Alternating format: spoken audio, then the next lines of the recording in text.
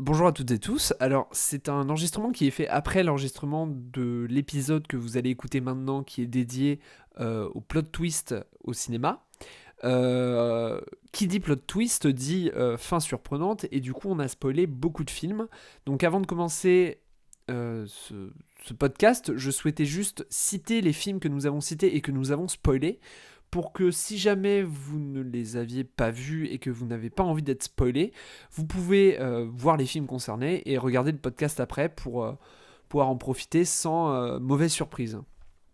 Alors du coup, on a parlé de Le Prestige de Christopher Nolan, Fight Club de David Fincher, Usual Suspect de Bryan Singer, Basic Instinct avec mon super accent anglais de Paul Verhoeven, Inception de Christopher Nolan, Gone Girl de David Fincher, Seven de David Fincher, Magnolia de Paul Thomas Anderson, Seules les bêtes de Dominique Moll, Man from Earth de, alors attendez, j'ai son nom sous les yeux, de Richard Schenkman, Millennium, les hommes qui n'aimaient pas les femmes de David Fincher, décidément nous l'avons beaucoup cité. L'épisode de Black Mirror, alors le tout premier de la saison 1, dont je n'ai pas le nom ici, et l'épisode de la chasse.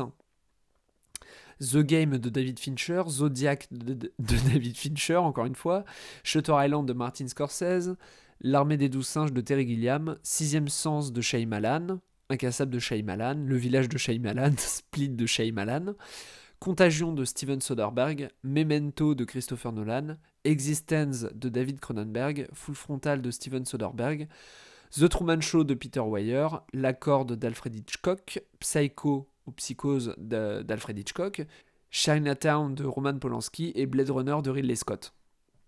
Voilà, je vous souhaite une bonne écoute, et surtout si vous n'avez pas vu un de ces films et que vous ne souhaitez pas être spoilé, ce n'est pas une bonne idée d'écouter ce podcast. Et si vous vous en moquez, bah bon podcast.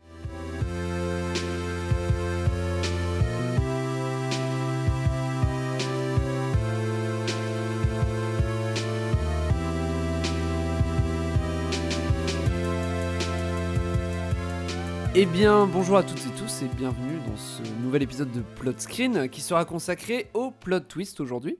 Alors, les plot twists du coup, c'est quoi ? Eh ben, c'est des rebondissements à la fin d'un film du coup. En gros, je pense que ça peut se résumer comme ça. C'est un rebondissement dans le scénario. Très bien. Et bah du coup, c'est donc on est deux, je rappelle, à faire ce podcast, Arnaud et moi-même. Moi-même, Bichente, je suis un homme de réalisation, je suis un homme qui m'intéresse à la mise en image et au montage. Et Arnaud s'intéresse aussi à la mise en image et au montage, mais est surtout un homme de scénario qui est très bon en scénario. Voilà, je te le dis maintenant, Arnaud, tu es quand même quelqu'un de très intéressant. Voilà, j'espère être augmenté par rapport à mon salaire sur Plotscreen. Et donc il va nous parler aujourd'hui des plot twists, et moi je vais interagir un peu avec lui, même si moi c'est un sujet dont je ne me connais pas du tout en fait. Moi je vis le plot twist plus comme un spectateur, et dans mes créations personnelles ça ne m'intéresse pas tant que ça de faire des rebondissements de fou quoi. Mais ça m'intéresse quand même d'analyser dans les films comment les plot twists sont amenés. Mais le plus important dans les plot twists c'est dans le scénario, ça vient du scénario, et donc je te laisse en parler, voilà, vas-y, je t'en prie. Oui, parce qu'un film, c'est avant tout un scénario, n'en déplaise à certains. Oui, alors, Stanley Kubrick, si tu nous entends, 2001, il aurait été temps de faire un bon scénario pour ton film. C'était une blague, bien sûr, j'adore 2001. Mais... Non, mais pour revenir à son transition, pour revenir à ce que c'est un plot twist, même si c'est un peu évident, c'est une technique scénaristique qui consiste à dévoiler un retournement de situation inattendu au spectateur, qui l'obligera souvent à réévaluer une bonne partie du film qu'il a vu juste avant. C'est une surprise, un coup de théâtre, un rebondissement situé dans un nœud narratif majeur. Généralement, c'est situé au climax, à la fin de l'histoire. Donc voilà. Alors, avant de commencer, donc là je lis absolument allègrement mes notes. Vas-y, Plotscreen, ce n'est pas que de l'improvisation, c'est aussi de la préparation. Je veux dire, ça fait 2 ans qu'on prépare cet épisode d'ailleurs. Pas du tout. On avait David Cronenberg au téléphone là tout à l'heure, il nous disait ouais les gars et tout. Ouais, j'ai fait quelques modifs sur votre texte. On aura l'occasion d'en reparler de David. Ouais. Non, avant de commencer, il faut rappeler que par rapport au plot twist, on n'est largement pas les premiers à en parler et on ne sera pas les derniers.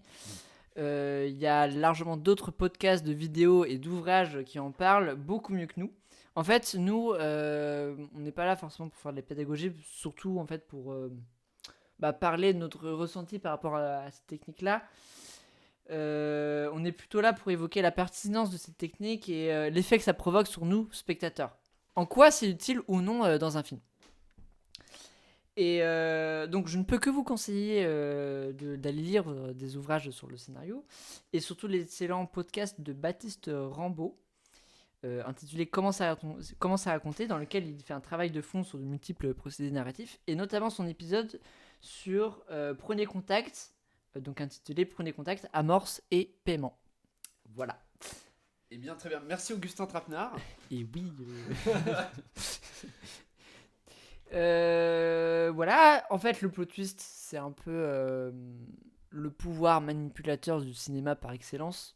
Voilà, comment manipuler un spectateur avec... C'est un peu l'effet le plus spectaculaire de manipuler... Ouais, voilà, en termes de scénario, mais même de cinéma, enfin, l'effet que ça produit quand c'est bien amené, ça peut être dévastateur. Ça peut être un état de choc, ça peut créer un état de choc chez le spectateur. C'est ça, et moi, à titre personnel, en tant que spectateur, c'est ce que je recherche. Je recherche pas le plot twist, hein, mais je recherche d'être en état de choc devant un film. Voilà, c'est... Pareil. C'était une bonne intervention.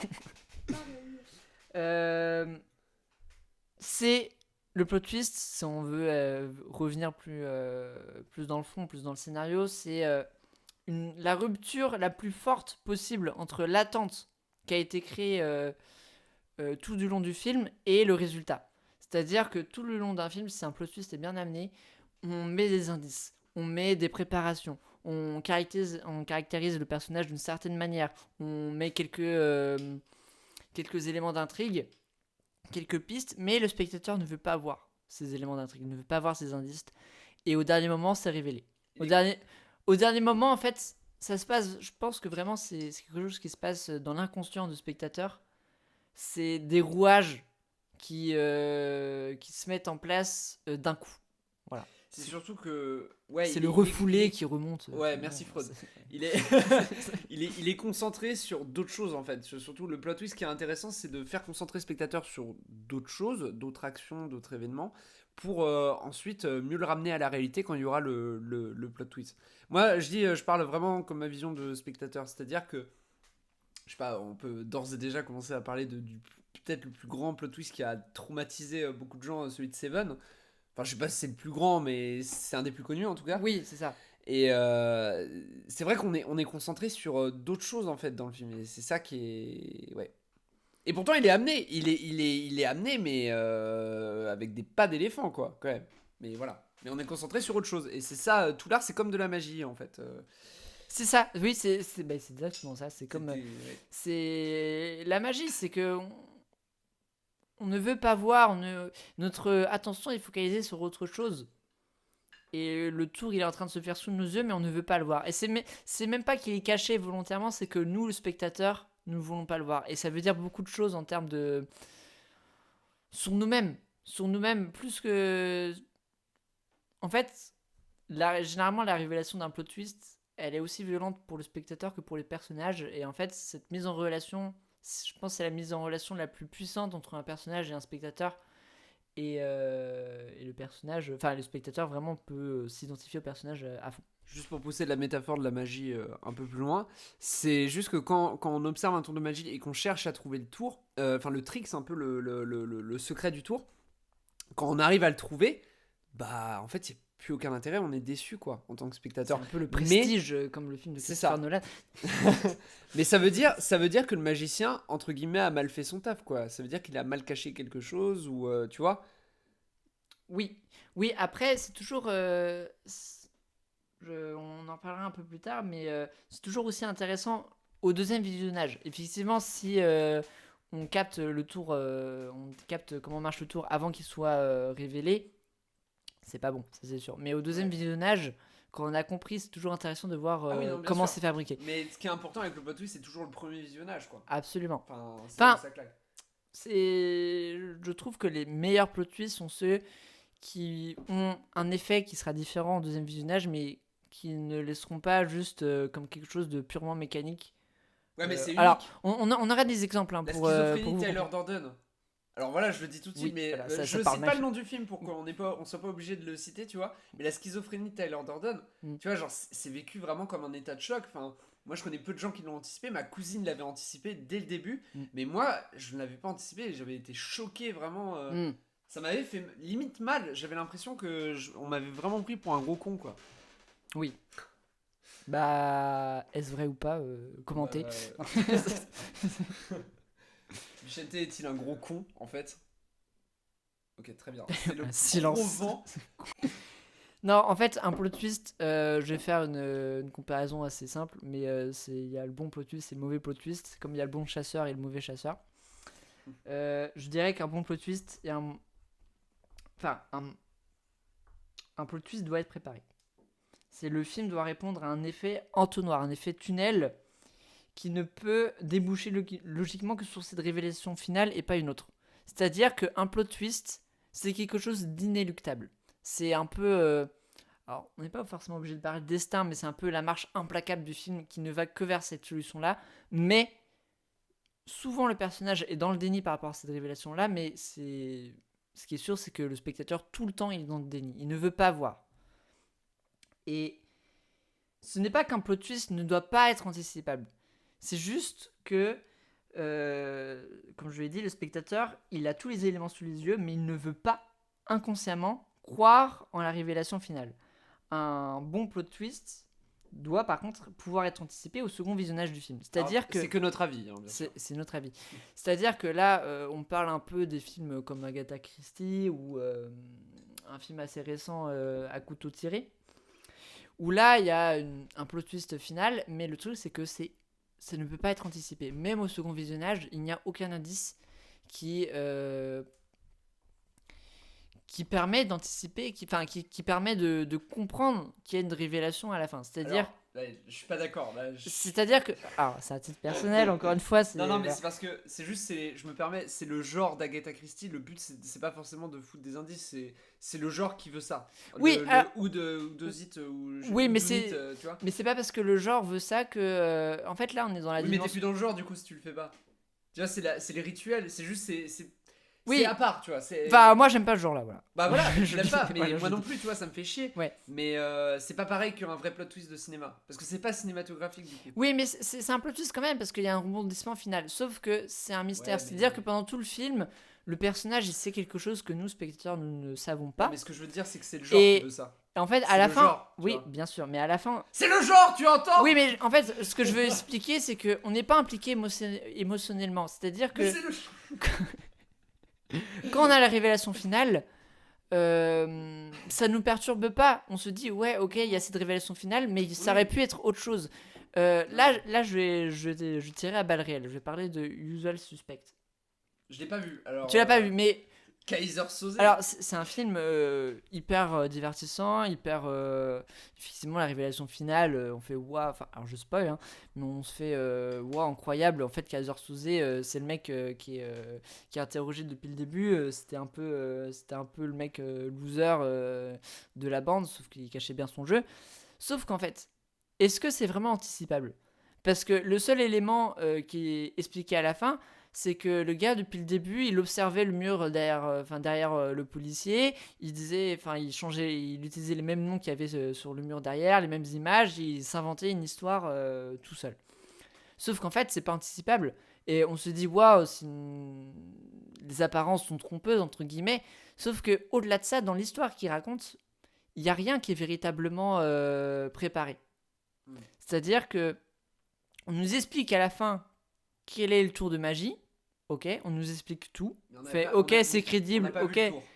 Sauf que on n'a pas vu le tour. On se sent un peu extérieur, on se sent un peu manipulé. Et je pense qu'un bon plot twist, c'est plus subtil qu'être manipulé. C'est une autre vision. Je vous dis pour les spectateurs.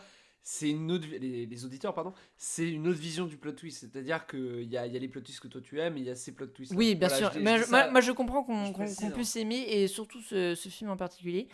Mais on est dans le plot screen et on donne notre avis par rapport à oui, et puis on en a rien à battre. Et on en a rien à battre. Non, mais pour revenir à Usual Suspect, c'est que on est extérieur, on n'est pas impliqué, et ce qui est intéressant, c'est effectivement le pouvoir de la narration. C'est comment le point de vue influe sur... c'est plus un film qui parle de la fabrication d'une histoire en tant que telle, plus que un personnage en particulier en fait. C'est presque un film réflexif sur le cinéma, je sais pas, mais sur comment fabriquer des histoires. Et moi, ça m'a pas embarqué émotionnellement parce que, voilà, un film, ça ne doit pas nous manipuler. Enfin, ça doit nous manipuler, mais en fait, ça doit laisser penser que. Ça doit faire croire au spectateur qu'il est plus intelligent que l'histoire jusqu'au moment où il se fait avoir. Mais ça ne doit jamais prendre un spectateur pour un con.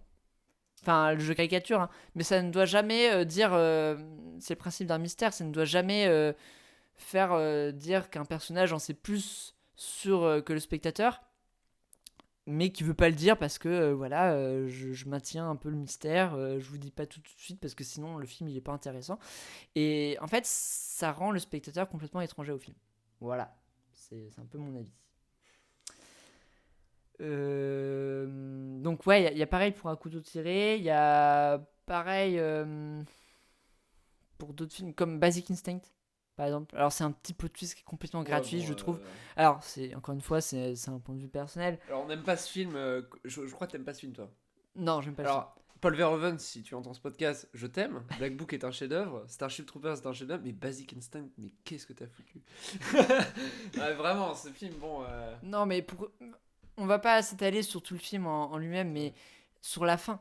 Sur la fin, où en fait on fait croire que non, c'était elle qui manipulait depuis tout le début, et au final, non, c'est pas une meurtrière, et puis avec l'histoire du pic à glace où elle le prend, puis au final, c'est pas elle, puis au final, c'est quand même elle. C'est artificiel, c'est juste pour faire un trick à la fin. C'est pareil. Alors, pourtant, j'ai énormément d'amour et d'affection pour Inception. Ok, ça. Mais.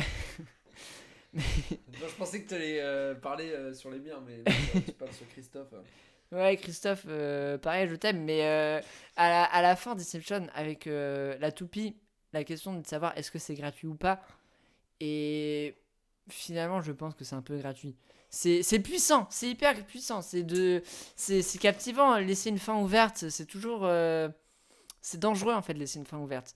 Un film, enfin pour moi, de manière générale, après il y a toujours des exceptions, il y a des très belles fins ouvertes, mais ça doit apporter une réponse définitive. Et le fait de ne pas être sûr, en tout cas au premier visionnage, parce qu'après, si on regarde bien, on voit que Cobb, il n'est pas dans un rêve à la fin parce qu'il y a plein d'éléments en fait que son test de réalité c'était pas la toupie mais c'était plutôt sa bague, mais n'empêche que ça fait poser une question et ça fait une fausse fin ouverte et c'est un peu gratuit, c'est un peu pour faire mousser à la fin du visionnage entre potes, on fait ouais est-ce que c'est, enfin c'est un peu pour faire un côté mindfuck. C'est cohérent avec le film donc je lui en veux pas, mais c'est gratuit en fait, c'est juste mettre du mystère pour mettre du mystère et ça t'implique pas émotionnellement. En fait, pour moi, un mystère n'implique jamais émotionnellement, je trouve.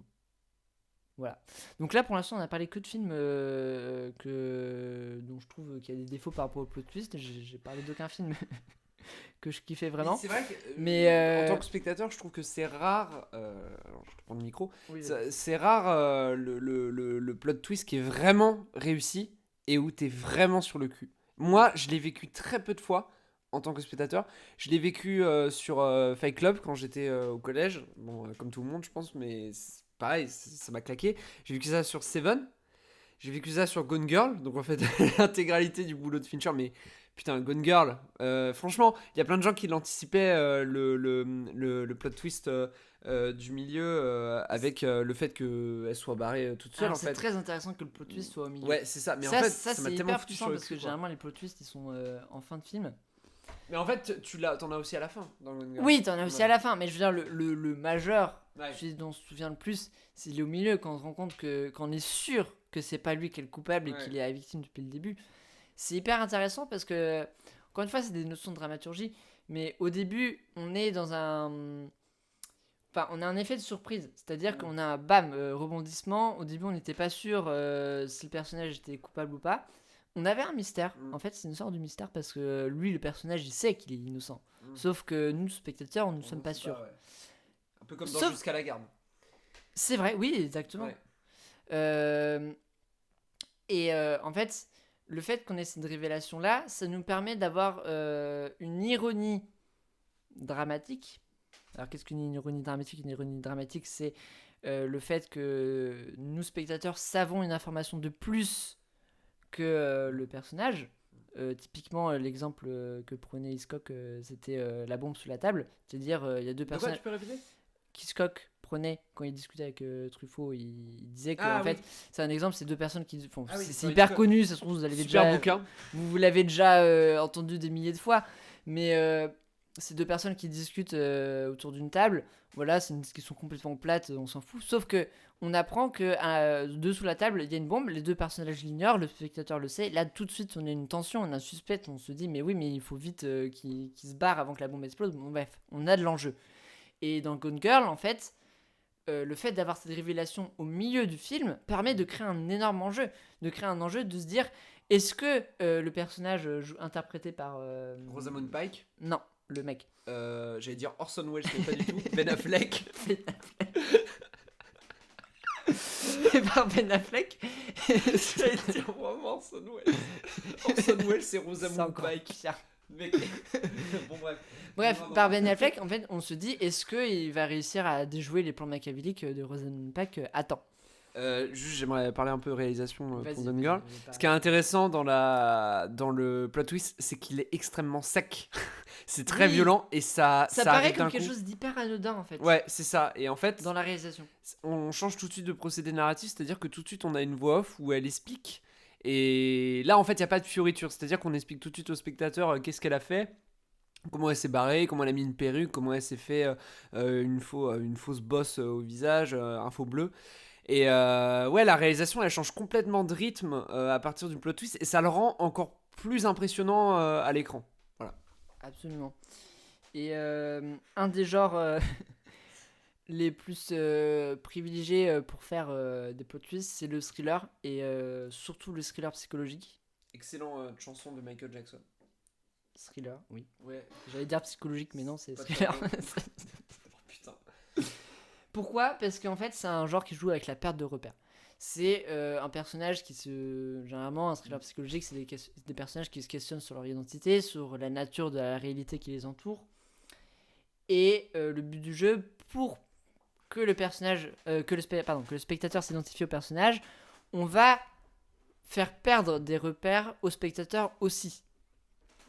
Voilà, c'est un jeu constant de pistes et de fausses pistes. C'est une paranoïa, une quête de vérité obsessionnelle qui met le spectateur toujours dans un inconfort qui le pousse à appréhender la fin. C'est-à-dire que le spectateur va se dire mais qu'est-ce qui va se passer à la fin. Le spectateur sent qu'il va avoir une révélation absolument bouleversante à la fin du film. Si le film est plutôt bien construit. Pas toujours.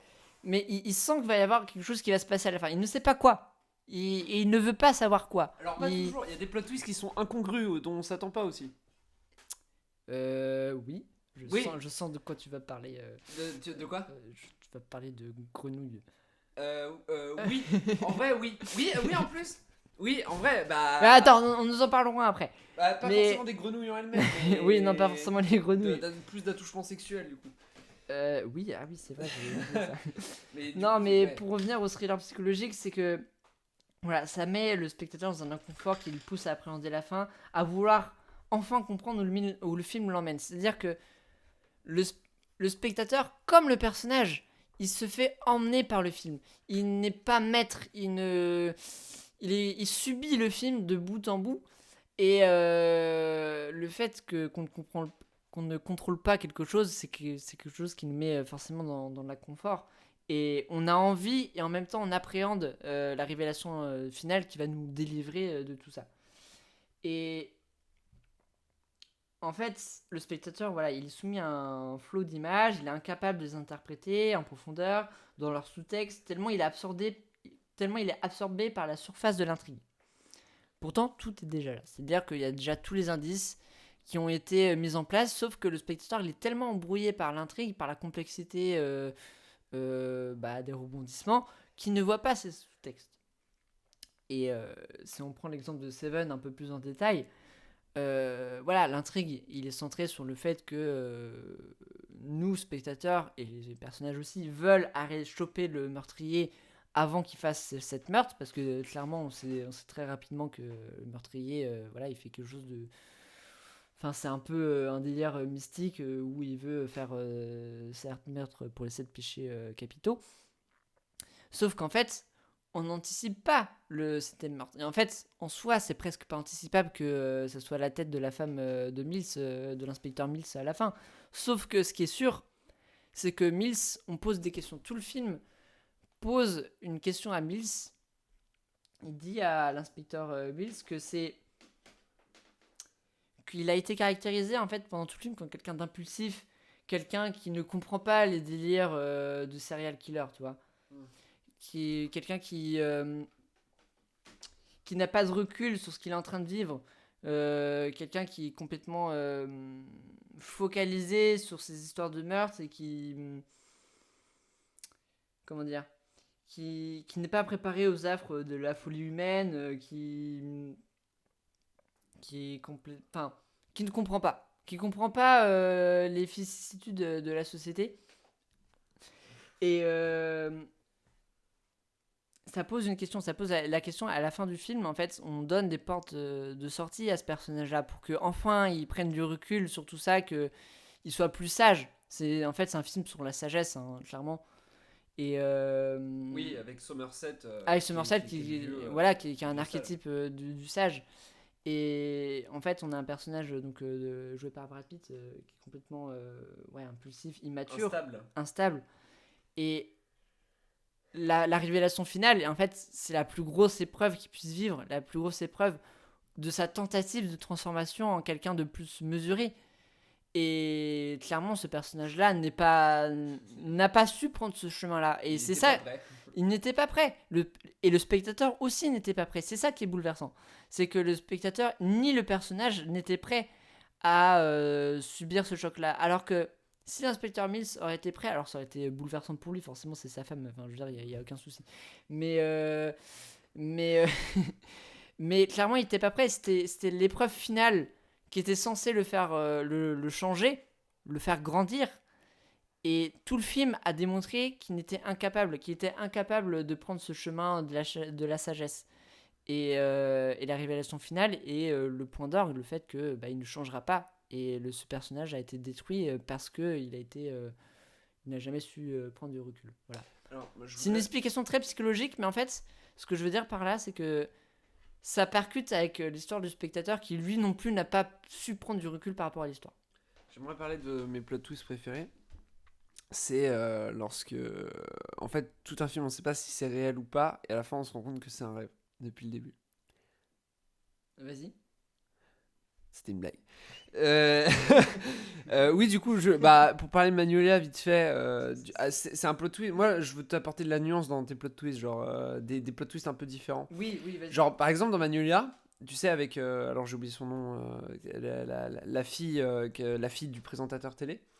On sait qu'il y a un truc entre eux, tu vois. On sait, et je sais pas si on peut considérer ça comme étant vraiment un plot twist à proprement parler, parce que le spectateur veut savoir de toute façon qu'est-ce qu'il y a entre eux, tu vois. C'est plus une révélation ou je sais pas quoi, mais c'est tellement violent ce que t'apprends, parce que du coup t'apprends que le père il a touché sa fille, tu vois, et c'est pour ça qu'elle veut plus l'approcher.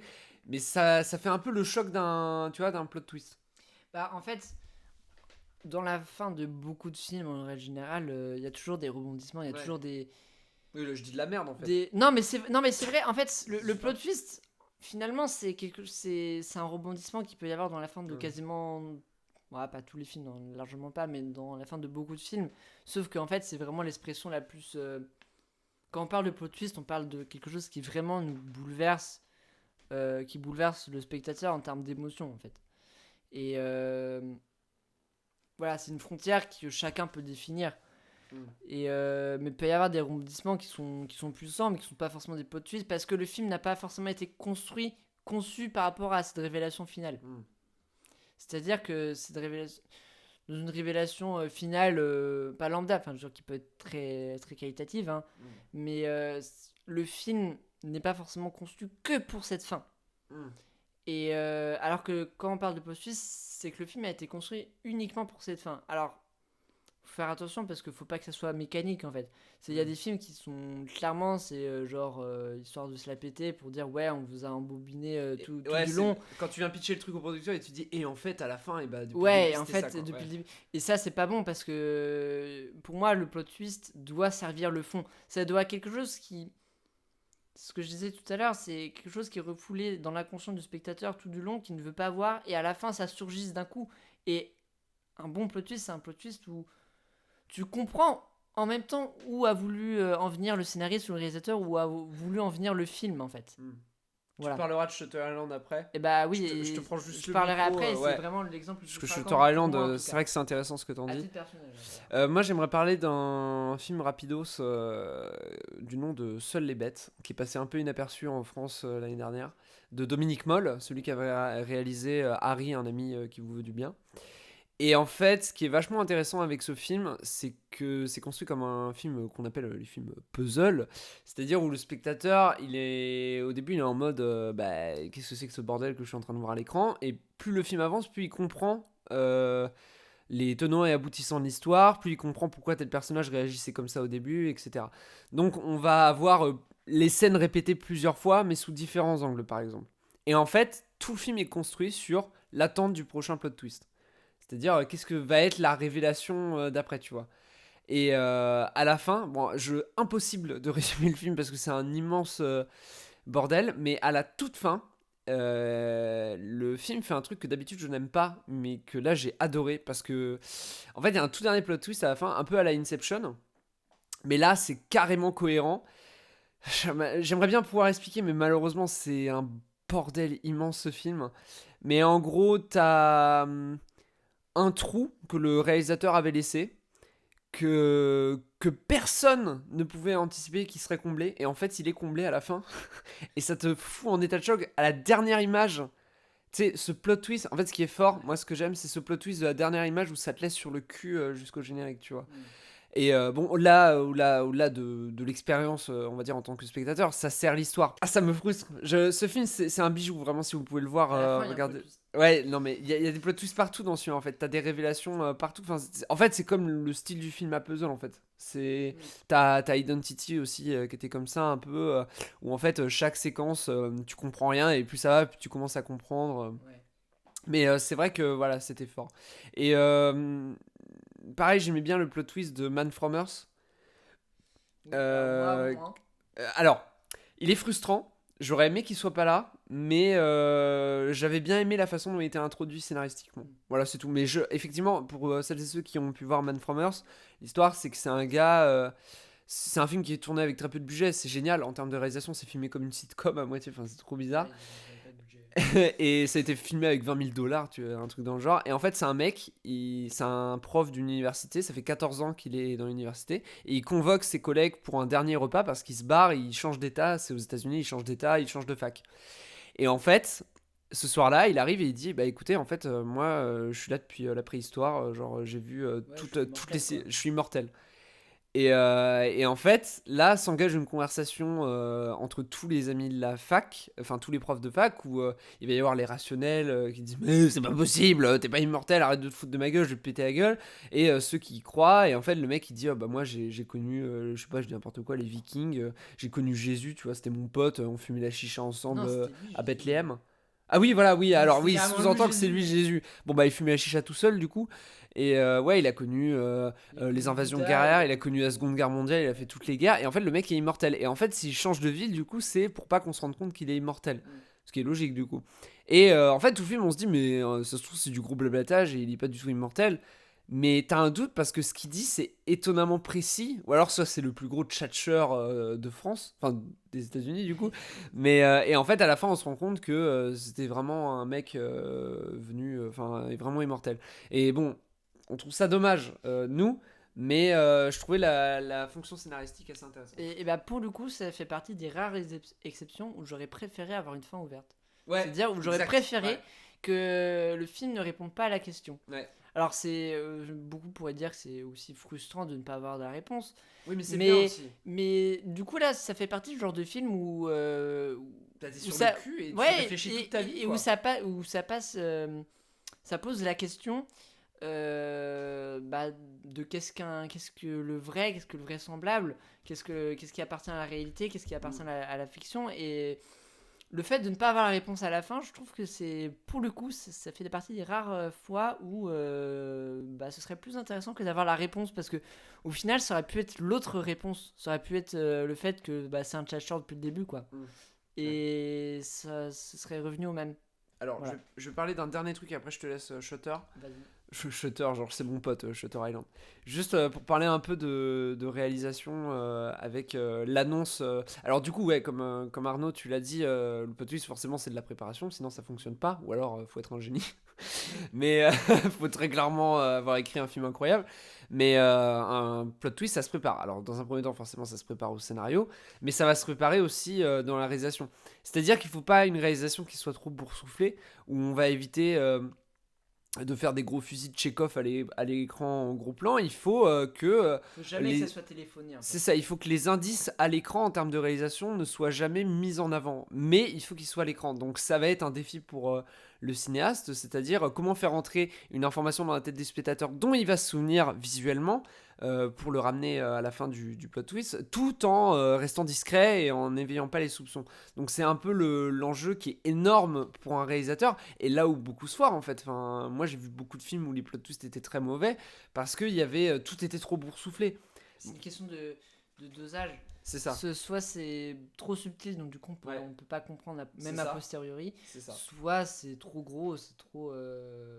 Oui, c'est pas subtil. Alors on critique Fincher. Beaucoup de gens critiquent le cinéma de David Fincher justement pour parce qu'ils disent oui mais c'est de la gratuité dans le plot twist. C'est trop mécanique. Alors déjà Fincher c'est ce que disent certains, c'est pas moi. un jour peut-être qu'on en parlera de Fincher, enfin sous un angle d'analyse différent. Fincher pour moi il parle de l'incidence du numérique et des grands médias sur notre vie. Enfin c'est le thème de sa filmographie. Tout tourne autour de ça, de Alien 3 à son dernier film. Vas-y, fais ça. Social Network, t'as les réseaux sociaux. Gone Girl, t'as les médias. Benjamin Button, on s'en fout, c'est un détail dans sa filmographie. Bon voilà, en gros il fait l'incidence technologique sur l'humanité, si tu préfères la technologie. En tout cas lui ce qui l'intéresse c'est ça, c'est pour ça qu'il filme ses films en numérique, et c'est pour ça qu'il décide de travailler à mort son image à l'écran, et c'est pour ça qu'il décide d'utiliser des plans ultra précis, ultra calculés, dont nous parlerons dans un prochain épisode de Plot Screen, c'est-à-dire une réalisation qui est extrêmement sèche, extrêmement, pas sèche mais crue, et calculé, ouais, chirurgical, voilà. Fincher, c'est un des plus gros maniaques qu'on a actuellement. C'est un des plus gros maniaques parce qu'il sait comment utiliser l'outil numérique. Et en l'occurrence, quand t'es un maniaque comme ça, tu te dois de préparer à mort ton plot twist. Et c'est pareil pour, par exemple, Millennium, les hommes qui n'aimaient pas les femmes, tu vois. Genre tout ça, c'est préparé d'avance. Et ce qu'il faut, c'est filmer les personnages à la même hauteur. Tous. Si tu fais un film où tu dois trouver le coupable, il faut filmer tous les personnages à la même hauteur. Et toujours laisser un tout petit indice quand même qui laisse présager que ce personnage est le coupable. Par exemple, dans Millennium, l'arrière-plan derrière Stellan Skarsgård va indiquer le fait que voilà, il est une cave, que ce soit un malade. On peut jouer avec l'arrière-plan, on peut jouer avec les rapports de force aussi. Avec les fausses pistes, ça c'est très important. C'est la fausse piste, c'est un des plus gros outils utilisés pour préparer des plot twists. C'est-à-dire que on va mettre en valeur une information, sauf que l'information qui sera vraie par rapport au plot twist n'est qu'au second plan. Ça peut être un élément de dialogue, ça peut être un plan, une allusion. Qui est là et... Parce que il y a le truc genre un peu avec les gros sabots de faire un plan d'insert sur un objet, on fait ouais mais c'est quoi cet objet et tout, et du coup on l'oublie après. Mais il y a plus subtil que ça peut être un mouvement, ça peut être un effet de caractérisation du personnage. Par exemple, bon après on pourra revenir plus longuement sur Shutter Island pour avoir des exemples précis, mais même sur d'autres films, ça peut être par exemple des effets d'habitude aussi. Par exemple si le personnage il a une habitude, alors j'ai pas d'exemple en tête là précis maintenant, mais si on va dire que le personnage je sais pas, tous les jours il fait le même mouvement et tout, on sait pas enfin ça n'a pas d'impact tout de suite sur l'intrigue, mais on se dit c'est bizarre pourquoi il fait ça. Mais vu que ça n'a pas d'impact sur l'intrigue immédiatement, on fait pas attention, on veut pas se focaliser sur ça, sauf qu'en fait ça a un impact majeur et sur la fin en fait. Quand le sage monte la lune, l'idiot regarde le doigt.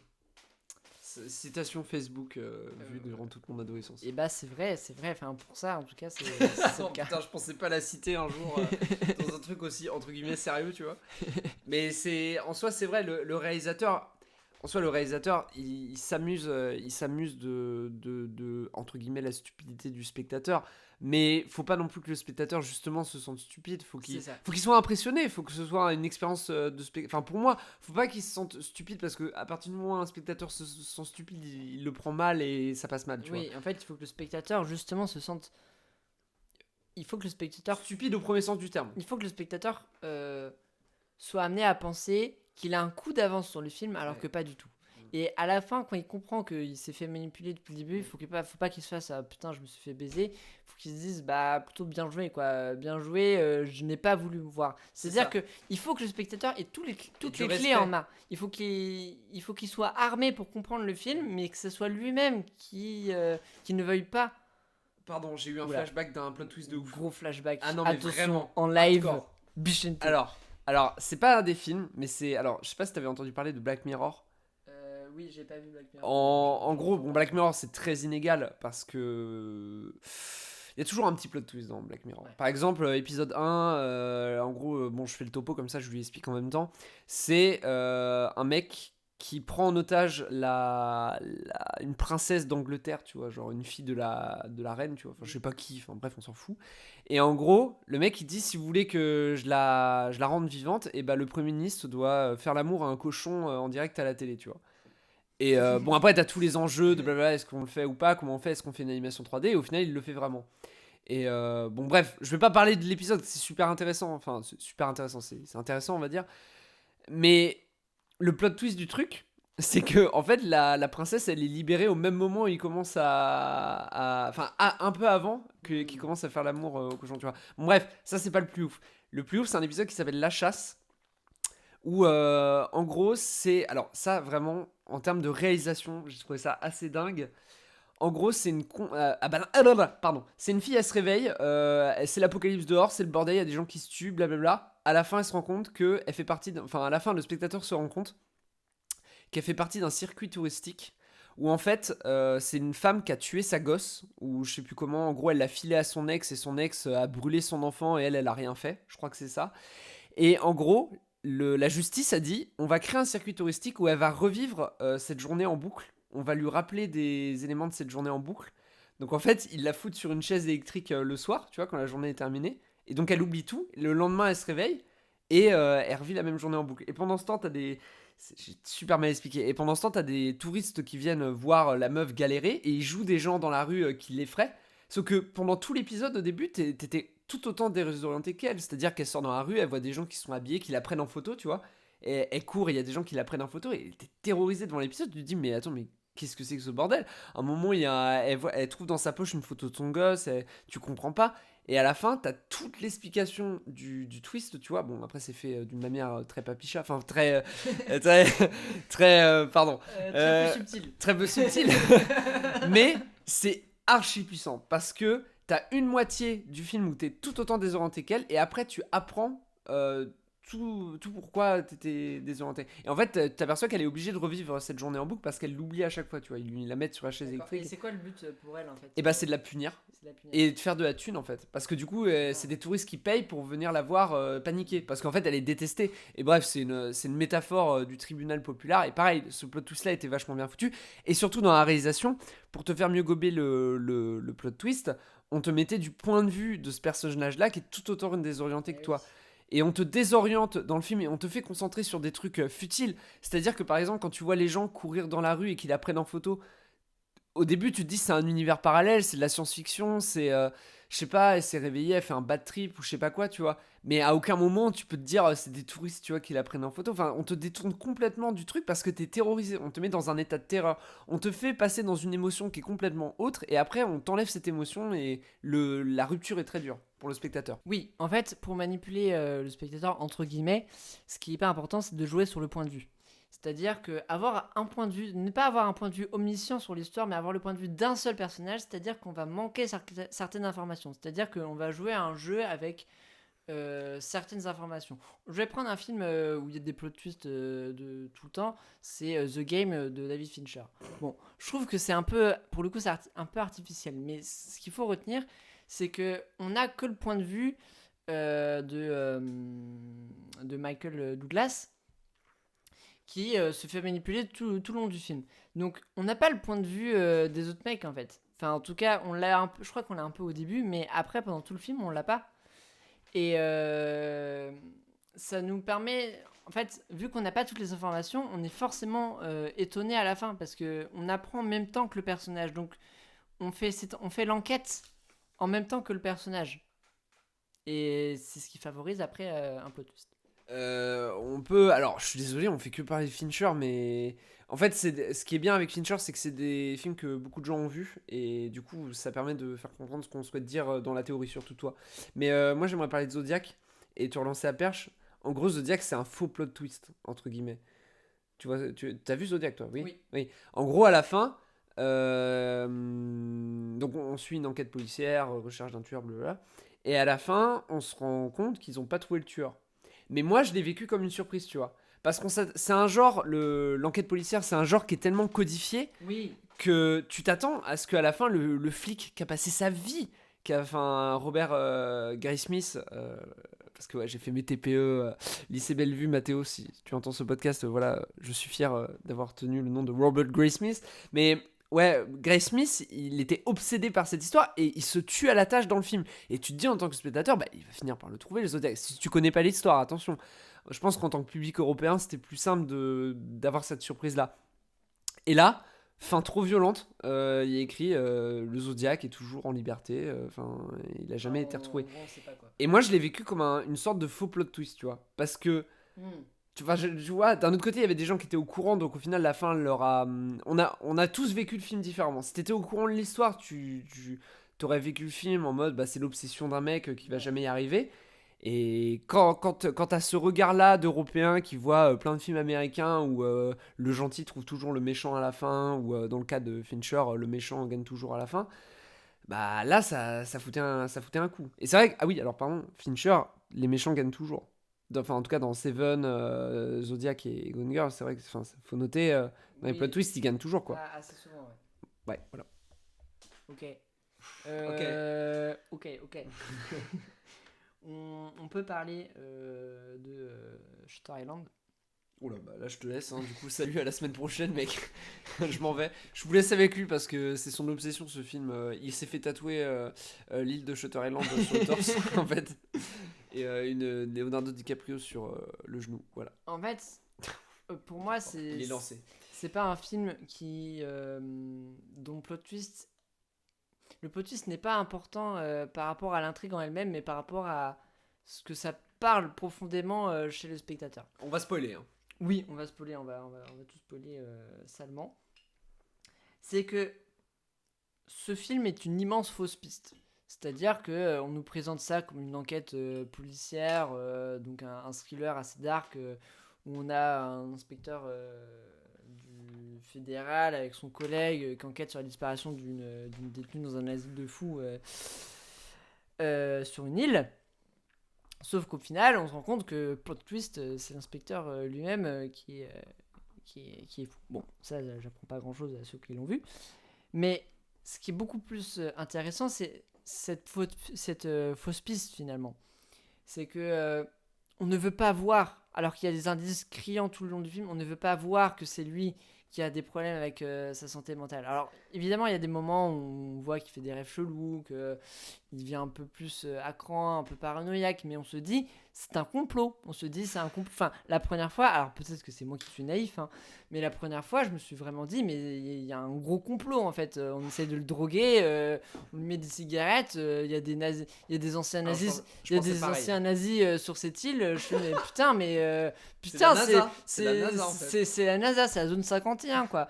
C'est vraiment genre j'étais avec lui, j'ai fait mais putain mais faut qu'il quitte cette île de fou quoi.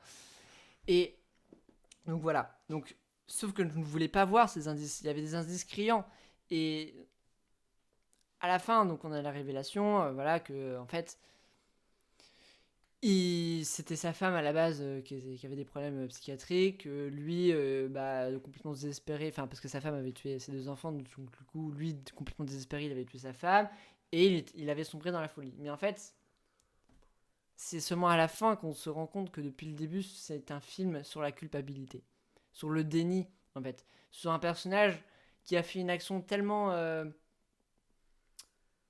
comment dire, Donc pardon, hors de. le plot twist est d'autant plus justifié vu que c'est sur pardon, le thème de la culpabilité. C'est ça, parce qu'en fait, En termes de cinéma, c'est fort. c'est fort parce qu'en fait, c'est un personnage qui était dans le déni depuis le début. Mais nous, en tant que spectateurs, on était dans le déni depuis le début aussi. C'est que c'est un personnage qui ne voulait pas assumer, qui ne voulait pas affronter ses démons, qui ne voulait pas affronter son passé, le fait qu'il ait tué sa femme, ou alors que même avant qu'il l'ait tué, qu'il n'ait pas voulu, qu'il avait noyé ça un peu dans l'alcool. Et le fait qu'il se construise toute une identité, qu'il était un peu un héros flic, qui avait de l'honneur, oui, c'est ça, qui avait des qualités, qui était un vrai justicier.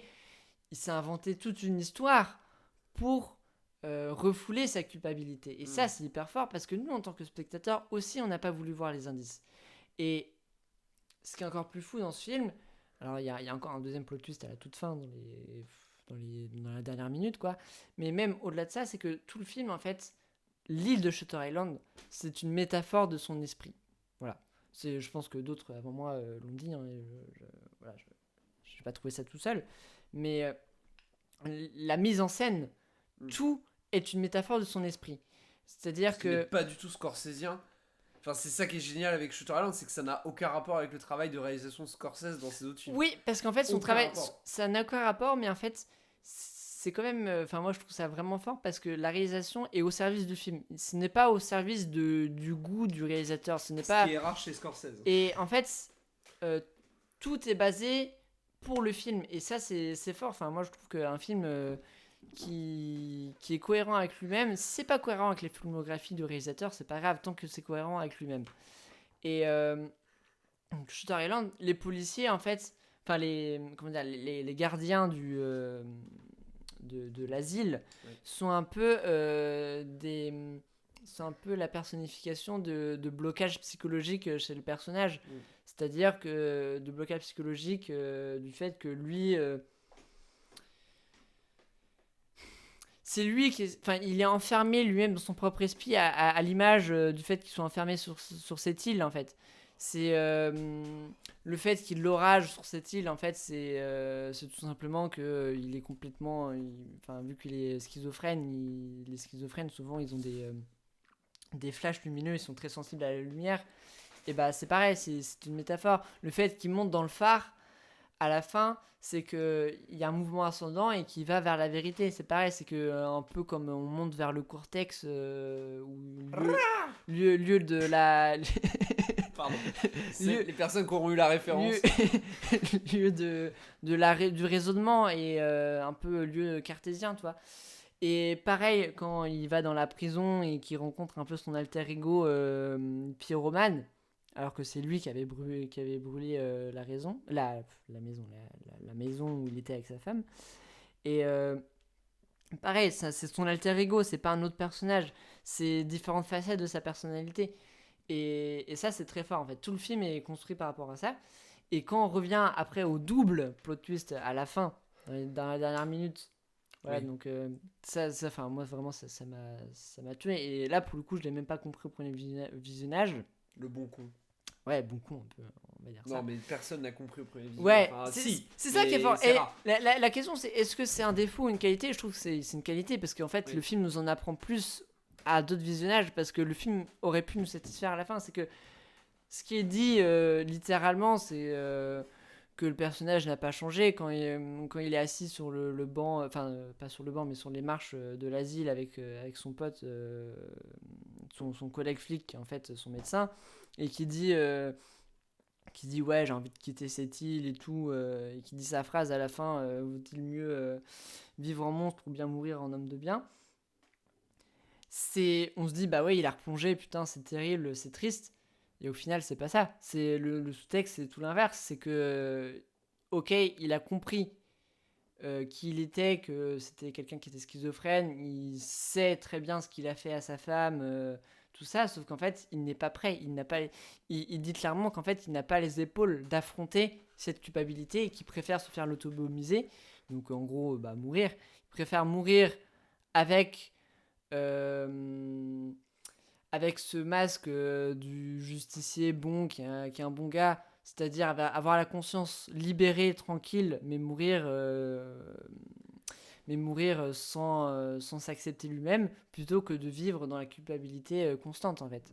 Et ça, c'est hyper fort, et c'est d'autant plus fort que pourtant le film nous explique tout à la fin, c'est-à-dire que la séquence avec sa femme, donc le flashback avec sa femme qui a tué ses deux gosses, c'est un flashback qui n'a rien à voir avec le film en lui-même. Enfin, on pourrait se dire que c'est assez artificiel à raconter comme ça, on pourrait se dire bah ouais c'est un truc qu'on raconte comme ça, sauf qu'en fait à la lueur du fait que tout le film est construit, enfin toute la mise en scène est par rapport à la psychologie de ce personnage-là, c'est complètement cohérent. Et c'est des révélations finales qui, d'un premier abord, pourraient arriver un peu un cheveu sur la soupe. Et finalement, hyper révélateur. Et voilà, c'est quelque chose qui m'a complètement bouleversé, qui me bouleverse encore quand je regarde, même si je connais la fin. Parce que c'est un film sur la culpabilité et le film ne nous dit pas tout de suite que c'est un film sur la culpabilité. En fait, il nous dit qu'à la fin, de manière complètement explosive. Et l'émotion, elle fonctionne beaucoup mieux comme ça, quoi. Alors, on peut parler de La Jetée de Chris Marker et L'Armée des 12 singes. C'est vrai. Ouais, c'est pareil, en fait. C'est, là, pour le coup, c'est une structure en boucle. C'est-à-dire que c'est un peu une boucle parce qu'au début, on a le plan de fin. Oui. On a le plan de fin dans les deux films, je crois, sur la jetée et sinon avec le portique dans L'Armée des 12 singes. Ouais. Et sauf qu'à la fin, en fait, on a une nouvelle information qui permet de nuancer tout ça. Oui. Et c'est un peu pareil. Enfin, là, pour le coup, ces deux films-là, c'est des vrais plot twists où on apprend un élément d'intrigue nouveau que depuis le début, finalement, c'était quoi le plot twist déjà? En gros, comment dire, en gros, c'est une boucle temporelle. Oui, c'est ça, c'est une boucle temporelle. Oui.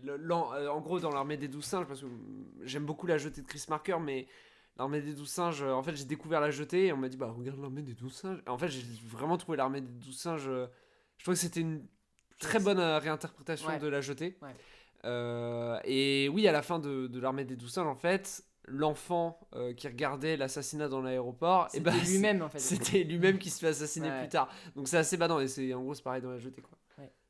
Non, c'est ça exactement. Mais après, il y a d'autres plot twists. Enfin, c'est pas un plot twist là pour le coup, mais il y a pas mal de films qui. T'as un plan d'ouverture et le plan d'ouverture et les plans de fermeture, c'est exactement les mêmes, mais à la lueur. Différemment, quoi. Voilà, tu le vois différemment. C'est. Heureusement, t'imagines le film de merde. C'est les mêmes. Ça veut rien dire. Ou alors c'est une boucle et genre les personnages ils font sur place tout le temps, quoi. Mais c'est assez particulier. Mais c'est pas du plot twist non plus. Mais par exemple, alors c'est pas un plot twist à proprement parler, mais on va parler du daron. Mais si on parle de Citizen Kane. Ah, Orson, si tu nous écoutes, Orson. Yo. Non, mais voilà, c'est bon. Voilà, tout a été dit sur ce film, mais... Non, tout n'a pas été dit. Tout n'a pas été dit. Les 500 livres, je les ai lus. Non, mais voilà, le plan d'ouverture avec quand il dit Rosebud, et à la fin, on voit que Rosebud... Enfin, plan d'ouverture et plan de fermeture se répondent. En soi, c'est pas un plot twist, mais il y a quand même une révélation, c'est-à-dire que à la fin, on a un regard nouveau sur le personnage et même sur son vécu, sur le fait que voilà, personne ne peut entièrement comprendre. Personne ne peut entièrement comprendre quelqu'un, en fait, même si on l'a connu dans son intimité. Et ça permet vraiment de nuancer un propos. Donc c'est pas un plot twist à proprement parler, mais il y a quand même une révélation finale sur laquelle le film se base entièrement. Voilà. Alors moi j'ai un plot twist dont je viens de me souvenir. C'est pas un plot twist de malade genre à la Seven.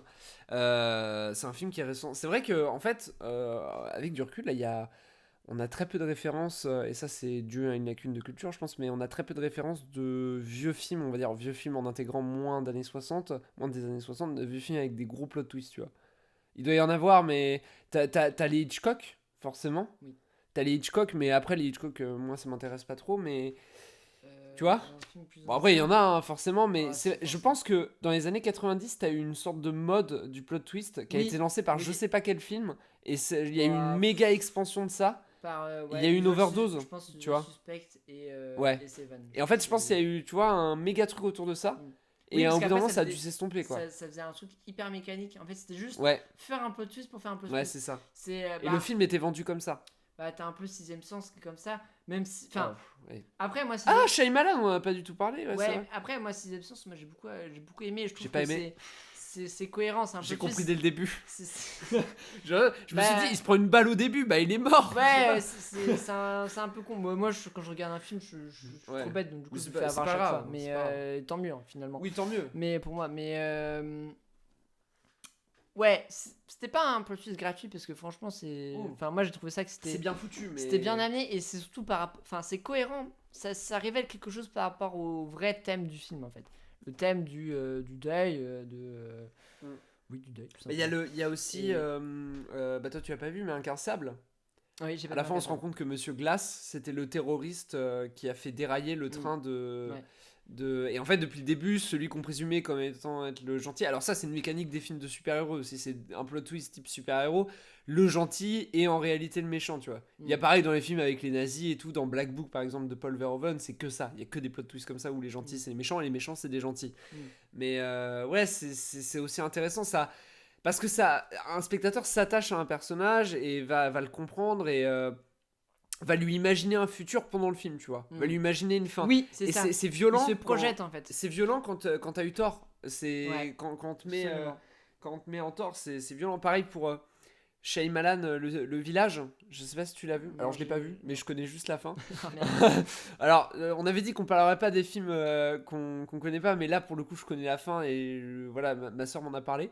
Et j'ai déjà vu un résumé. Bon, bref, en gros, c'est une société, c'est un village du Moyen-Âge qui sont isolés dans une clairière, tu vois. Et en gros, il y a des histoires mystiques un peu avec des loups-garous, je me souviens plus. En fait, on s'aperçoit à la fin, le spectateur s'aperçoit qu'en fait, c'était un village, une sorte de village autogéré, mais dans notre société actuelle, tu vois. Qu'on n'était pas du tout au Moyen-Âge, on était à notre époque. Ok. Et ça, c'est. Bon, apparemment, c'est. Bon, faut que je le vois, mais apparemment, il y a quelques problèmes dans ce film. Pas dire de apparemment, mais. Bon, bref. Mais en tout cas, Mais voilà. c'est vrai que Shyamalan, il a peut-être tendance à faire des trucs trop mécaniques, c'est-à-dire à baser ses films que sur le plot twist. Ouais, Alors mais- bon, là je caricature énormément les films de Shyamalan, hein, attention. Ouais, mais il kiffe ça, mais moi ce que je Mais- trouve bien avec lui, c'est que Faut pas que ça soit gratuit. en tout c'est cas. de. Oui, voilà, faut pas que ce soit gratuit, mais c'est devenu un peu le roi et pas par hasard. Alors, moi, Mm. personnellement, je m'en fous complètement des plot twists. Genre, vraiment, ça ne m'intéresse pas de ouf, tu vois. Je vais pas devant un film pour un plot twist, mais quand il y en a un qui me surprend, c'est cool. C'est vraiment cool. C'est ça, c'est le Mais- film doit pas être basé sur ça, ou alors c'est que vraiment il y a. Mais tu vois, C'est Glass. plus que l'effet narratif en lui-même, c'est-à-dire un bon plot twist, il doit révéler quelque chose dans le fond, il Ouais. doit révéler notre nature profonde. Ouais, Et c'est ça. En dans fait, il Glass- doit révéler notre et nature profonde. En fait. Et dans Glass, mec. Enfin, tu vois, Oui, le oui. film était énorme. Enfin, vraiment, Ouais. j'ai beaucoup aimé. C'est vachement intéressant. Ça renversait complètement les codes de Ouais. super-héros, etc. Mais alors, le plot twist, mais je l'ai trouvé vraiment déjà tarabiscoté de ouf. Ouais, assez tard. Moi, je trouvais ça stylé, mais effectivement, Oui, ça aurait, stylé, mais genre. ça aurait pu être l'inverse en fait. ouais, Quand on je se sais dit pas. que ça aurait Ça pu m'a un être peu l'inverse, déçu, moi. quand on se dit que finalement, ouais, c'est pas vraiment des super-héros, Et Split, au final, il n'y avait pas de plot twist. Au final. non. Bah non, parce que Non, je crois pas. le seul, entre guillemets, plot twist, bah, C'est- c'était Bruce Willis à la fin. C'est Bruce Willis à la fin. Et c'était le fait que c'était vraiment un C'était personnage dans- surnaturel. Entre Ouais. guillemets, c'est ça le plot twist, mais Ouais. d'un autre côté, tu t'y attends quoi. Enfin, moi j'aurais préféré que ça reste un truc de schizo, mais du coup, dans l'univers qu'il voulait créer, c'était pas possible. Ouais. Mais voilà. Ouais. Et oui, alors je voudrais parler de. Aucun rapport, mais Contagion de Steven Soderbergh. C'est pas un plot Alors, twist. non, attends. C'est parce qu'en fait. Le plot twist, tout- c'est qu'en fait, c'est coronavirus. Exactement, tout était lié. Le coronavirus, regardez, Contagion, il est sorti en 2011 et en fait, ça anticipe le coronavirus. Ils avaient tout raison. En fait, ils voulaient nous alerter. Bon, vas-y. Pardon, autant pour moi. Non, en fait, bon, Contagion, qui est un film que j'apprécie énormément. Je ne sais toujours pas pourquoi. Je l'ai vu à sa sortie en 2011 et il m'a traumatisé ce film. Moi, dès 2011, je me suis dit bah merde, si je crève d'une pandémie, c'est le seum quoi. Bon bref, on n'est pas là pour parler de ma vie, mais à un moment, il y a une sorte de plot twist dans. Mais en fait, si je veux en parler, c'est pour la réal. En fait, il y a le personnage de Jude Law qui est une sorte de journaliste anarchiste d'internet, tu vois, qui veut foutre le bordel un peu, qui a son blog. Et en fait, Sorte de vérité. Ouais, voilà, c'est ça. On tease. Et en gros, il parle pendant la pandémie du coup de l'épidémie, enfin de la pandémie du virus qu'il y a dans le film. Il parle d'une molécule, d'un médicament qui serait un peu à l'hydroxychloroquine en fait, qui dit ouais ça soigne. Même à un moment il se filme, il dit regardez j'ai attrapé le virus, je vais en prendre et vous allez voir je vais être soigné. Bon. Et en fait, ce qui est vachement intéressant dans la réalisation de Steven Soderbergh, qui est un réalisateur qui est passionnant en termes de réalisation, vraiment, mais c'est pas forcément ces Oceans ou ces films un peu grand public. Enfin, si, ils sont tout autant intéressants, mais. Oui, je l'ai pas vu en plus, mais j'ai vu des extraits et c'est vrai que c'est plus conventionnel. En fait, il a une réalisation qui est très extrémiste, mais dans Oceans, ça l'est un peu moins, tu vois. Bon, bref, mais je méprise pas ces films grand public. Bon, bref, je m'emporte. Mais bon, bref, dans Contagion, en gros, la réalisation est faite pour te montrer qu'il faut jamais croire aux pseudo-sauveurs dans ce genre de catastrophe, qu'il faut toujours avoir du recul. Donc, bah voilà, monsieur Raoult, si vous entendez notre podcast, bon voilà, tu vois. C'est en gros, quand j'avais vu Contagion, c'est un des films qui m'a fait comprendre qu'il fallait jamais croire les gens qui viennent déblatérer leurs trucs sur les médias et qu'il fallait toujours avoir un recul énorme. Ce qui est intéressant avec la réalisation, c'est que il filme ça du point de vue d'un spectateur qui serait en accord avec ce que dit le personnage de Jude Law. Et du coup, le plot twist dont je veux te parler, c'est que du coup, le Forsythia ne marche pas. En fait, c'est une énorme connerie. Et quand tu t'aperçois de ça au milieu du film, tu te sens un peu outré en tant que spectateur. Enfin, moi, je prends le film à cœur. Peut-être que les gens s'en foutent de ce film, mais moi, je le prends vraiment à cœur. Et je me suis vraiment dit, merde, j'ai vraiment écouté un charlatan qui faisait ça. Parce que tu as cru pendant le film. Tu te dis, ouais, il a raison. Bah, t'y crois pendant le film, hein. Ah, moi, j'y ai pas cru. Moi. Ah ouais tout de suite, je me suis dit, Ah ouais ouais, c'est un charlatan. Même la première Ouais, après, j'avais 11 ans, quoi. Donc, tu vois, moi, j'étais allé voir le film avec mon daron au cinéma, tu vois. J'avais pas de recul, je pense. Mais même quand je l'ai revu, tu vois, on peut y croire parce que il le présente comme un messager de la vérité. Ouais. Il le filme en contre-plongée constamment. Il a Mais toujours la. Encore une fois, c'est une question du point de vue, en fait. Là, on Oui. a clairement son point de vue et Ouais. sa façon de penser à lui. Mm. Et donc, du coup, vu qu'on a que. Enfin, c'est comme Memento, finalement. Memento, on a que le point de vue du mec qui vit sa vie C'est à ça. l'envers. Enfin, il vit pas sa vie à l'envers, mais je veux dire, il a des problèmes de mémoire. Ouais. Donc, du coup, on n'a pas toutes les informations, on les a pas dans l'ordre. Parce que beaucoup de gens disent, ouais, Memento, c'est juste un truc de style, histoire de se la péter, d'avoir un film à l'envers. Mais en fait, pas du tout. Pas du tout, c'est complètement cohérent. Et là, ça revient pareil. C'est un peu les mêmes thématiques que Shutter Island. Après, ça peut être cohérent et être de la merde. C'est un Je peu la l'aime pas, thématique. Memento. Enfin, c'est pas la même thématique que Shutter Island, mais je veux dire, c'est pareil, c'est deux personnages qui ne savent plus qui ils sont, qui sont en quête de vérité. Et leur notion de la réalité est complètement biaisée. Ils le savent en plus que leur notion de réalité est complètement biaisée, mais ils essaient de se recréer une histoire cohérente derrière. Et ils ont beaucoup de mal. Et pareil, dans Memento, ouais, un petit plot twist quand même à la fin. Oui, À la fin, oui, en fait, quand on même. se rend compte que c'est quand même lui qui est à l'origine du meurtre. Super. Enfin bref, il s'est paranoïanisé tout Oui. seul, quoi. Enfin, La sauce, et voilà. de la poudre aux yeux.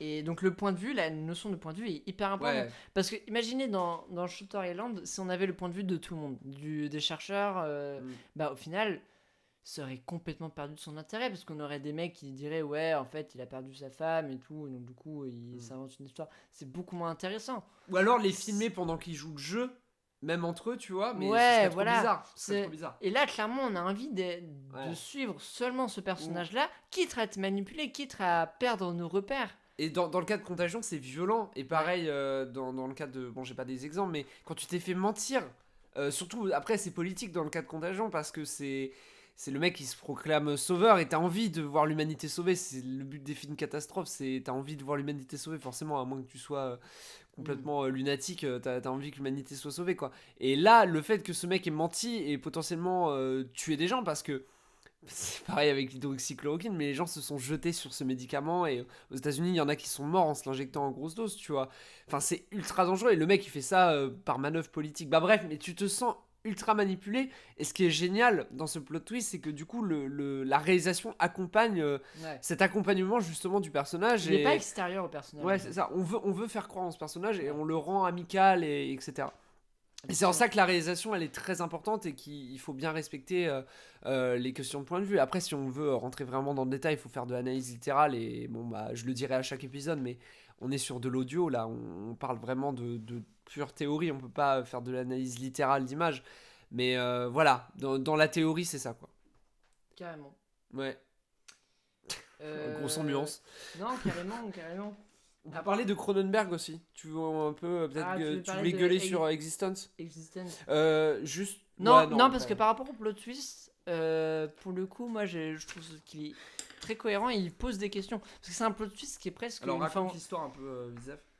Ok. Très rapidement, en gros. En gros, il y a une fille qui a un peu une craque en jeu vidéo, qui a inventé un nouveau jeu vidéo qui crée un peu une réalité parallèle. C'est un peu la VR avant et la tu VR. le connectes à ton corps, enfin, c'est Cronenberg, ouais, en gros ça se connecte à ta chair. Quoi. Très ouais, dans la chair, voilà. Cronenberg. Donc en gros. C'est la philo, c'est du cinéma philo. Ouais, ça. En fait, elle crée un jeu, un peu une nouvelle réalité virtuelle, sauf qu'en fait, il y a on va dire des extrémistes qui sont contre la nouvelle réalité, qui butent un peu tout le monde à la conférence de présentation de jeux vidéo. Du coup, elle se retrouve avec un autre gars un peu en fuite.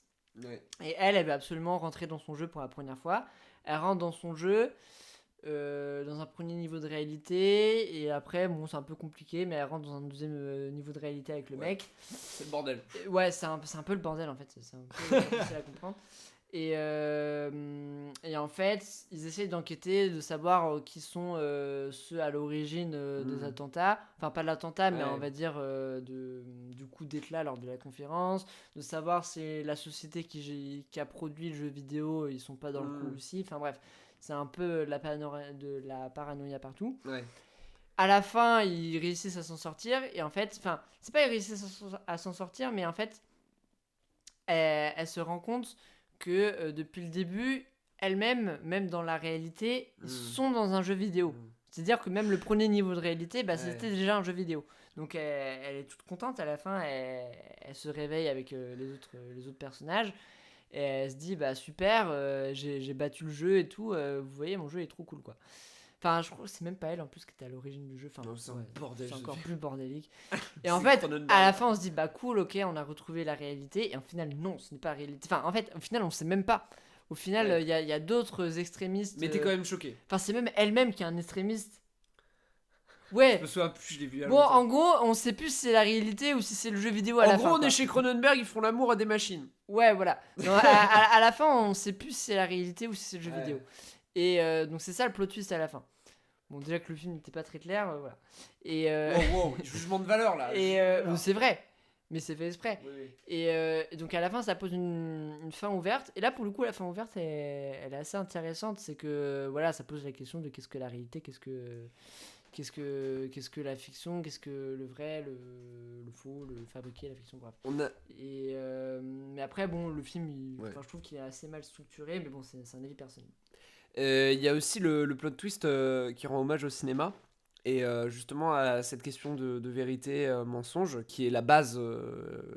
C'est-à-dire qu'on a les cinéastes menteurs et les cinéastes qui disent la vérité. Enfin, moi, je les classifie en deux catégories. Et il y a le film Full Frontal de Soderbergh aussi, où joue David Fincher d'ailleurs, dedans il apparaît dans le film, c'est très drôle. Et en fait, le film c'est une sorte de compilation de films dans des films. Genre tu vois des moments pardon, où tu vois un extrait d'un film qui est complètement extra-diégétique, tu vois. Il apparaît à l'écran, mais tu comprends que c'est pas dans la narration de ce que tu vois depuis le début. Et à la fin, tu te rends compte que ce que tu voyais était un film. Genre, en gros, ça se termine sur un travelling arrière où tu vois la dernière scène, que c'était une discussion entre les deux personnages qu'on suivait depuis le début, en gros, où en fait tout était faux. Et c'est assez badant. Voilà, je souhaitais en parler. En fait, c'est les plot twists qui, pour le coup, renversent tout sur le film. C'est-à-dire que t'as pris à cœur des choses qui, en fait, étaient une fiction dans une fiction. Et en soi, c'est le cinéma. Tu prends à cœur de la fiction. Mais là, vu que c'est fait sur deux niveaux, c'est un peu bizarre pour le spectateur, tu vois. Carrément. Ça me fait un peu penser à Truman Show. Alors, il n'y a aucun plot twist à la fin. Mais en fait, c'est un film qui se refuse au plot twist. Oui. C'est assez curieux, c'est que Ah, c'est génial, hein. Quand tu y penses, c'est C'est- la beauté du cinéma. En ça. fait, c'est un peu couillu d'avoir fait ça. Ouais. C'est que bon, Truman Show, est-ce qu'on résume vite fait Un mec qui vit dans une télé-réalité depuis qu'il est petit, il vit dans une île complètement factice. Le Voilà. ciel, c'est un studio. En Et- fait, il, et vit dans le- un- et il, est le- pas- il en est pas conscient, et- mais tout le monde autour de lui, c'est Ouais, des et le acteurs. but du jeu pour lui, c'est de prendre conscience de ça et puis après de s'en échapper. Et, Bah, ils veulent l'en empêcher, les et, créateurs de la et télé-réalité. les mecs l'en veulent l'en empêchent. empêcher, ouais, c'est ça. Mais les spectateurs veulent d'un autre côté qu'il s'échappe. Enfin, c'est un peu bizarre. C'est ça. Et en fait, ce film aurait très bien pu juste avoir le point de vue de Jim Carrey, Ouais. enfin de Truman. Et en fait, apprendre que nous, spectateurs, nous apprenions petit à petit que tout ça c'est un complot et tout. Mm. Et en fait, le film nous le dit très tôt que c'est une télé-réalité. Ouais. Et je sais pas, j'ose me faire une folie de me dire est-ce que ça aurait été encore meilleur Franchement, si. Ouais, non, Franchement, non. je pense Ça que aurait été trop et non, parce que là ça permet au réalisateur de faire une vraie critique de l'hyper voyeurisme de la société, parce que pour moi oui, c'est une vraie critique pour le coup de Peter Weir du coup, c'est vrai. et de nuancer le propos, parce que le problème c'est que s'il y avait eu un plot twist avec ça, il aurait pas eu le temps de nuancer autant son propos et de créer une relation avec le créateur, C'est vrai. et ça c'est puissant. C'est vrai, et en plus, je pense que. Ouais, finalement. Il y aurait pu cette idée de voyeurisme en fait, ça aurait été nul. Ouais, Enfin, il y aurait D'une moins eu part, d'enjeu, et en quoi. plus, oui, il y aurait moins Puis comment d'enjeux. t'aurais créé un scénario? Non, mais il y aurait moins d'enjeux, et surtout que. On serait pas forcément. On aurait moins d'empathie pour le personnage. Enfin, je veux dire, on serait moins avec le personnage parce que. Mais c'est l'ironie dramatique, comme tu disais tout à l'heure. Ouais, exactement. C'est que le personnage ne sait pas, en tout cas au début, il ne sait Ouais. pas du tout qu'il est dans une telle réalité. Et nous, le spectateur, nous le savons. Et ça, du coup, on a envie que le personnage le sache, l'apprenne et que du coup, il s'en sorte. Alors qu'effectivement, si on l'aurait pas su, ça aurait été peut-être captivant, mais effectivement, le film n'aurait été. Enfin, ça aurait parlé d'autre chose et ça aurait été moins pertinent. Il y a peut-être un plot twist, c'est le fait qu'on ne voit pas sa vie dehors. Enfin, pour moi, quand j'ai vu le film, je m'attendais. Bon, après, c'est pas vraiment un plot twist, mais c'est. Ouais, c'est une envie de spectateur. quoi. C'est une choix de coupe, mais. C'est une envie de un choix spectateur de non, voir. C'est surtout un choix scénaristique de coupe, tu Oui, vois. oui. Non, mais c'est bien de pas avoir sa vie. Mais dehors. moi, C'est frustrant, mais c'est bien. je l'ai vécu comme une sorte de plot twist parce que je m'attendais à ce qu'il sorte dehors et qu'il voit la réalité du monde, ce que le Ouais. monde est réellement. Mm. Et non, justement, la fin, c'est bah maintenant, va falloir arrêter avec ces gens de les espionner. Ils ont leur vie, quoi. Faut arrêter avec ce principe de télé-réalité. Mm. Faut laisser, tu vois. Ouais. Non, je vois. Et donc, du coup, il part et on a cette frustration-là en tant que spectateur de nous dire bah merde, putain, on va pas voir. Sauf qu'on ferait exactement ce qui était le Truman Show, c'est qu'on aurait envie d'observer sa vie et Ouais. là pour le coup nous-mêmes on serait des voyeurs, et lui il nous empêche d'être des voyeurs, il nous dit non, maintenant vous allez le laisser vivre, devenez pas comme les spectateurs qui regardaient cette télé-réalité. Ouais, c'est très fort ça, oui. J'avais Ouais. pas pensé. Ouais. C'est ça le plot screen, c'est l'analyse, c'est Ouais, c'est finalement de la surprise, quoi. ouais, bon bah ouais. Mais... Non, voilà. Et Putain, on est à combien? 1h16, la vache. 1h16. Oh, putain. S'il y a encore des gens qui nous écoutent à 1h16, Vous dédicace. êtes bien sur Skyrock. Putain, un freestyle de Maes, c'est parti. Yo yo yo. Non, bon, après. Oh, les peut- vieux. Ouais, Les vieux qui font yo-yo sur Allez, Skyrock. Mais alors, mec, mais on on va- arrête le screen. C'est trop. Allez, c'est fini. On a- Non, mais bon, après, on peut parler de Discock, de ce plot twist. Ouais, mais Hitchcock, je trouve qu'Hitchcock. Surcoté, Hitchcock, il a pas été très prolifique pour le cinéma. tu mens. Oui, je mens. Il ment complètement. Oui, ouais. je mens. Mais la corde, parlons de la corde. Ironie dramatique aussi, la corde. Ouais, il y a d'accord, mais moi, bah, il y a Psycho, c'est plus connu, mais. Psychose, non, parlons pas C'est un des peu- films surcotés. Non, mais c'est un plot twist. C'est un plot twist. Je me souviens même pas. Bah, si, déjà, rien que le fait Ah, de que changer. lui c'est le tueur, c'est ça? Non, c'est même pas celui-là. C'est C'est quoi? surtout le fait que. Qu'elle meurt, en fait. Ah. Que On la s'en meurt au milieu du film alors que c'était le personnage Ah, principal. Ah oui, dans la douche, la célèbre scène de la douche. Bah Est-ce oui, que tu veux c'est qu'on fasse de- un épisode de plot twist sur la Sur la douche. Putain. Non, mais voilà, c'est couillu, surtout qu'à Ouais. l'époque, ça se faisait pas, quoi. Ouais, non mais Hitchcock, c'est Hitchcock déjà qui est l'initiateur un peu de tout cet art. Bah parce que Parce qu'en il a fait, lui, il séparé gère le suspense. Il a, Ouais, voilà, il a géré exactement. suspense et plot twist. Et c'est assez impressionnant tout ce qu'il a fait, quoi. Mais c'est vrai que, du coup, alors, pour vous dire, là on parle de notre culture personnelle, mais là on a plein de références sur une feuille, on les cite pas tous parce qu'on a un peu la flemme. Ouais. Mais c'est vrai que il y a une certaine partie du cinéma, je ne vois pas des gros plot twists de fou, quoi, tu vois. Genre, il doit y en avoir, mais ça doit être des tout petits films individuels, tu vois. C'est-à-dire que les années 90, c'est vraiment l'époque du plot twist. Non, mais un peu plus Tu tôt, vois c'est dans Chinatown. Voilà. Ou à la fin du film, en fait. Ou à la Shut down de Roman Polanski. En fait, à la fin du film, on se rend compte que Polanski, c'est non mais qu'en fait Polanski c'est un gros porc en fait. Je sais pas si vous saviez. non mais ouais, en fait, c'est un plot twist, mais qui est pour le coup qui est bien amené quand même, parce que bon, c'est une histoire d'enquête avec Nicholson qui enquête sur des bails sombres à Los Angeles. Ouais, des affaires de pédophilie et tout. Non, mais c'est vrai en plus. Enfin, c'est pas de pédophilie, c'est d'inceste. Oh, bah, je pense que Polanski est la meilleure personne pour juger les mœurs des gens. À titre personnel. Bref, on parle de jugement, mais.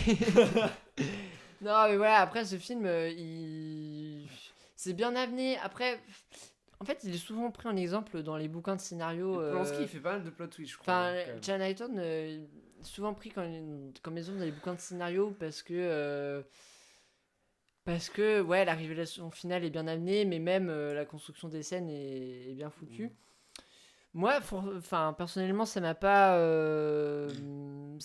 pas transcendé. Même la révélation finale, en fait. Bon, après, c'est surtout que j'étais spoilé à la fin, mais même en fait, c'est ouais, c'est un bon plot twist qui fait le boulot, quoi.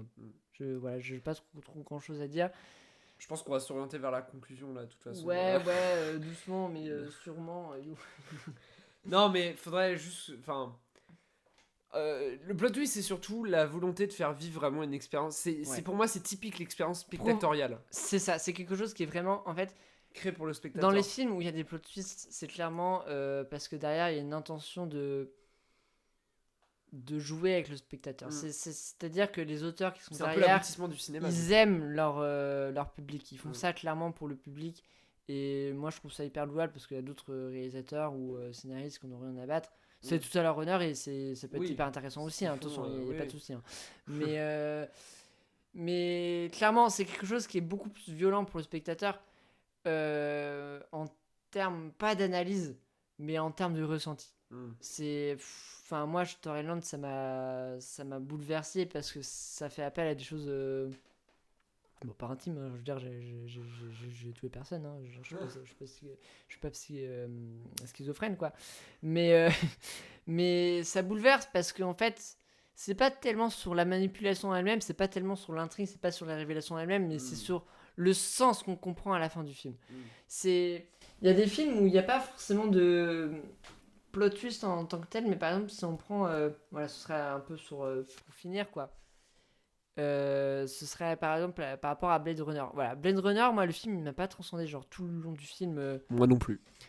Tout le long du film, j'ai trouvé ça bon, l'aspect visuel, voilà, c'est assez kiffant ce film de science-fiction, mais il est super intéressant dans sa création plastique. Voilà, sur la création plastique, sur l'ambiance, l'atmosphère, mais bon, j'ai trouvé ça un peu lourd, assez manichéen, voilà. Sauf où on arrive à la fin, en fait. Oui. La fin, on a le discours, ouais, c'est presque un discours du répliquant qui dit, ouais, j'ai vu les planètes à Orion et tout, j'ai vu le futur, c'est incroyable, j'ai vu des choses qu'aucun être humain ne verrait de sa vie. Ouais. C'est pas un plot twist, parce qu'en soi, mais en fait, ça lui donne une humanité que tout le long du film, qu'il n'avait pas tout le long du film, et en fait c'est quelque chose qui est hyper révélateur sur le film en lui-même, sur le fait que voilà, les républicains sont presque plus humains que les humains, mais c'est quelque chose que moi j'ai pas ressenti tout le long enfin à aucun moment dans le film j'ai ressenti ça, sauf à la fin, en fait, cette révélation à la fin où je me dis mais putain, en fait il a une humanité, et c'est j'ai trouvé quelque chose d'hyper sincère là-dedans, et ça m'a bouleversé pour le coup. Voilà, cette révélation à la fin où ce répliquant qui était une sorte de machine à tuer, enfin qui était présenté comme une machine à tuer tout le long du film, comme une sorte de machine hyper impulsive, un peu détraquée, et à la fin il met quelque chose d'hyper sincère, cette fragilité en fait qui met à la fin, qu'on comprend à la fin, c'est pas un plot twist parce qu'il n'y a pas de rebondissement au niveau du scénario. Parce que voilà, Républicain, de toute façon, il allait mourir dans tous les cas. Mais on apprend quelque chose de puissant sur le film à la fin. Pendant tout le film, on pense que c'était un récit d'enquête basique. Et à la fin, on apprend quelque chose de plus large, plus puissant, qui dépasse juste l'intrigue. Et pour moi, les meilleurs plot twists, c'est ça, c'est que l'intrigue est au service de quelque chose de plus grand que le film. Voilà. Quelque chose C'est beau. qui transcende le spectateur au niveau de l'inconscient. Non, mais c'est surtout, alors pardon, on a été très recentré sur. Le problème, c'est qu'on a été éduqué à ces films-là et c'est des films américains très grand public et qui ont été en partie créés pour le plot twist. J'ai pas dit que pour ça, mais ce qui est vraiment intéressant, c'est le plot twist qui est très puissant à la fin. Il y a eu une époque, il y a eu une période où ça allait à la chaîne. Alors on a d'autres, hein. J'ai pas parlé d'Identity par exemple que j'avais détesté. Alors pour le coup, là c'était vraiment, je trouvais que c'était plot twist pour le plot twist. Mais voilà, nous on parle de ça parce qu'on les connaît, mais il doit y en avoir certainement d'autres. Mais voilà. En tout cas, c'est très intéressant. Moi j'ai appris beaucoup de trucs. Merci à toi pour ton scénario. Mais voilà, je te laisse le mot de la fin en tout cas. Voilà, à la prochaine. Le cinéma, aller en salle. Ouais, aller en salle. Et puis il y aura pas de plot twist cet épisode. Au revoir.